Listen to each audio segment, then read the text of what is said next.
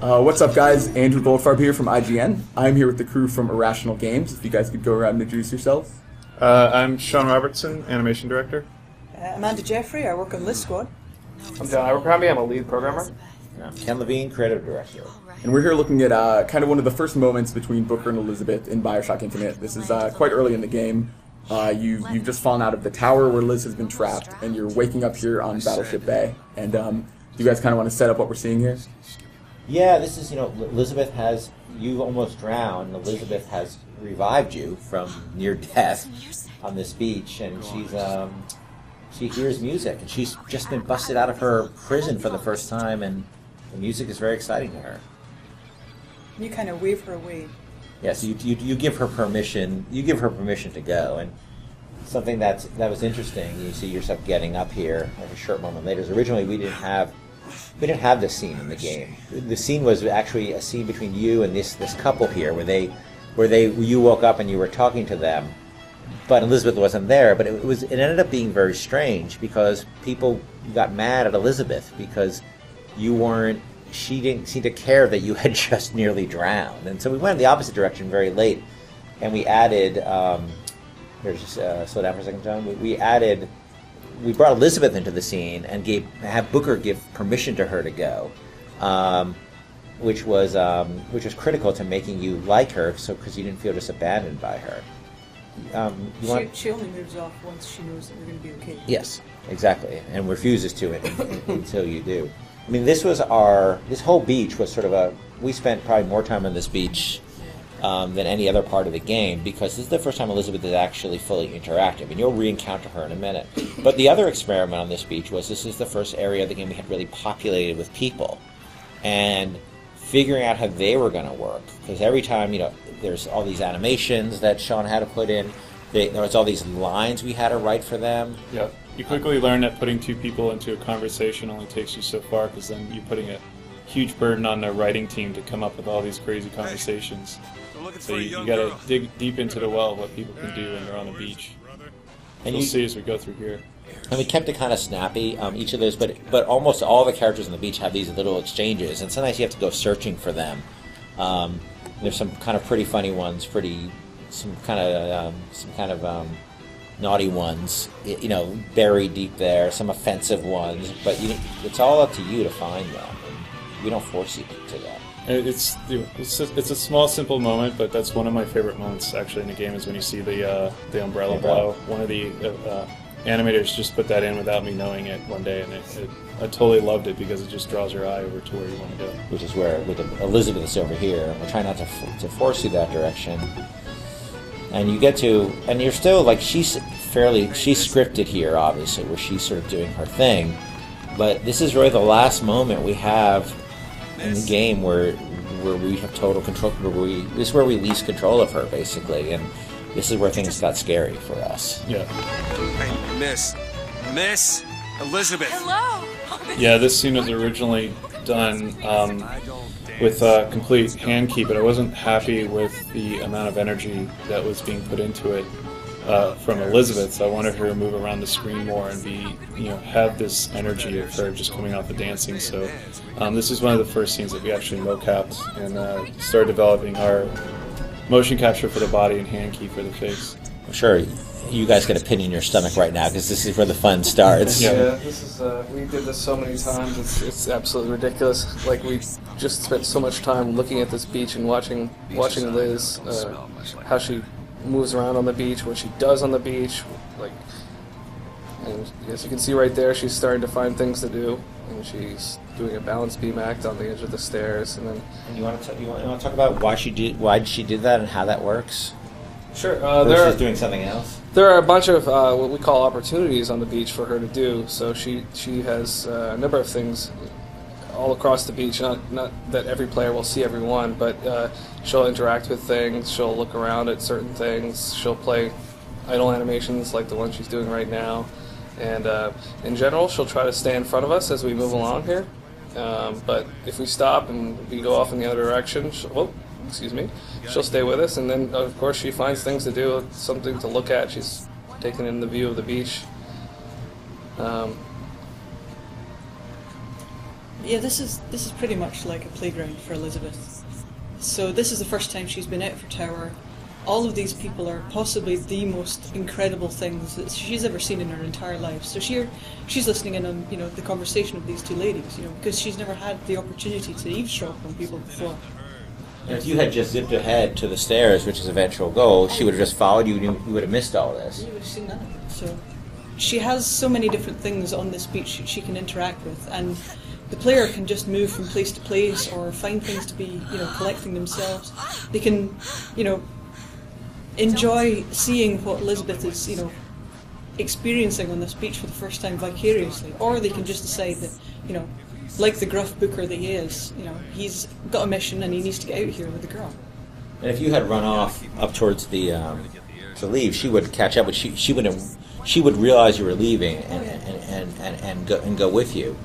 But if you give her the opportunity to, essentially, she'll start doing all this interesting stuff. And this is all pretty custom, and getting this to work. Like, how long did it take us to get her just to skip those rocks properly without automatically doing them every time? Weeks upon weeks. There was so many times it went horribly, horribly wrong. She would end up sprinting over there, long before you had even considered that you wanted to be there. Or other times she would be stood back there, skipping the rocks while you were deciding to leave the entire beach. So why is she looking at that?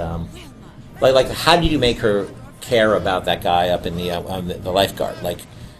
Well, everything on the beach has been marked up to be more or less interesting. So there are all of these hidden invisible symbols underneath that say, this is an interesting person. If you want to look at this person, you're going to be fascinated, or you're going to be disgusted, or you're going to be amused. There are also other things in the world where, I think, John, you were talking about opportunities, where she'll decide that there's something in the world that we've placed that she can actually interact with. So, for example, here she's having a look at the inside of this boat because, she's never seen a boat before. This is the first time she's ever seen one. So we've populated this entire beach with all of the different things that she can do.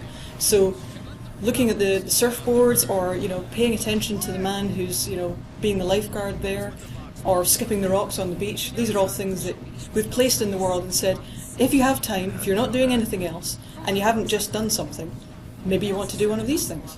And we want to make sure she's not constantly running in front of your camera and getting in your way.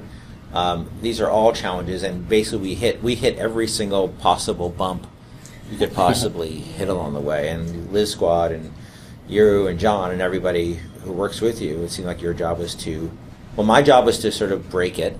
I'd play it. You guys would come in thinking it was like all done and perfect, and then I'd do my magic act of destroying it by playing it, because I'm living bad luck. And there are some things that eventually we just punted on because they didn't work, and some things that we kept adding, and we kept finding new opportunities. But it was mostly just getting her just to do these sort of basic functions. We had what we called, if you ever seen that movie Up, if you remember the dog, the squirrel, from where sometimes Elizabeth would you get that sense where she was just distracted by everything. And that happened in scenes like this, and on the beach scene originally when the music started playing, her reaction to the music, like Booker sitting there drowning, and she had a bit of a squirrel moment. Music, what? And she turned her head right away. And so there are subtle cues that come out that we kept having to push on. But the way it ends up, though, I really like how she stays with you no matter what, and then if you start moving, she starts breaking towards the eventual exit from the beach, and it just, no matter what you want to do, if you want to go off and explore, she's with you. She's going to come back and stay with you, and she'll find things to do, no matter where you go. If I want to search over here, I can take everything and turn around and look, she's off to do something. And later on, when we deal with this, we have to deal with it where there may be combat going on as well. Booker doesn't get into combat here. Sean, how hard was it just getting her to run, making that look right, because the running is a difficult thing, because as a first-person player, you don't really realize that you're probably running about 50 or 60 miles an hour in any first-person shooter. So making a human being run that fast was a bit of a challenge, because you immediately lose that illusion if Liz is pumping her legs fast enough to run at 60 miles an hour. Here, let's head up into the go up to see the blue Tess's. But a lot of going back to all those animations that we're doing, it was good fun to provide all these animations to the design team and then be surprised at how they used them, because a lot of them were used in ways that I'd never intended but were actually better ideas than I had thought. Here's an interesting hybrid moment, because there's a narrative bit here where she sees this Comstock thing, but it's in the context of the player could do anything. We don't lock the player in place, but we wanted that moment where she first sees Comstock because he's such an important figure, and she reacts to him. And then one of the guys, the guy who runs the store, reacts to her, and that was all. This is where it started to get really interesting. And then once you introduce combat, it was because the player is just so unpredictable. It's like if you think that Liz was a bit of a squirrel fan, the player is, the ultimate squirrel. Yeah. Totally, yeah. And then we have this moment where you encounter these characters, and there's this interesting kind of interaction that happens, which most sort of men have had this experience of shopping with their girlfriend or wives, and being asked their opinion on an article of clothing. So we decided to make a game out of it. That's right. And my wife saw the scene and she punched me in the arm because she was because we have these moments sometimes, and but we thought it would be fun for you to actually be able to choose what Elizabeth was wearing during the course of the game, to have a little bit of agency there. And this is a moment of drawing the player's eye. So you see this tower burning, and we use Elizabeth actually to draw your eye towards that. By I don't know if you movement. saw her face right there, got concerned. Yeah. Talk about emotions. Yes, we have different emotions that we can put on Elizabeth depending on what the narrative calls for, and emotions can change her facial expression. They can also change the way that she stands and the way that she walks. So we have these emotions that she can enter in and out of throughout the game, depending on the situation that calls for it. This is another one of those situations again where we've marked up the environment to say, no, really, the burning and crashing tower is the most important thing for you to look at in this scene. And her head is constantly tilted that way, even as she's walking, and then she keeps turning back to it.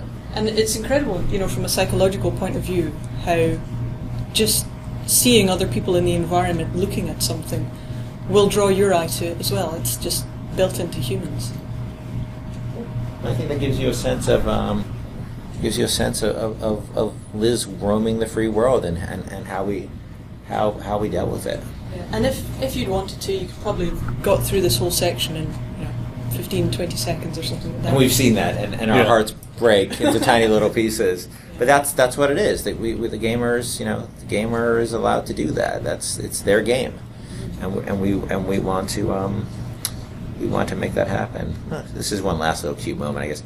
We wanted to right away to show Elizabeth that she wasn't just a babe in the woods, that she had a lot of book smarts for being in the tower. So you come across this locked door, and Liz immediately surprises the player by having a little more deviousness than you might think.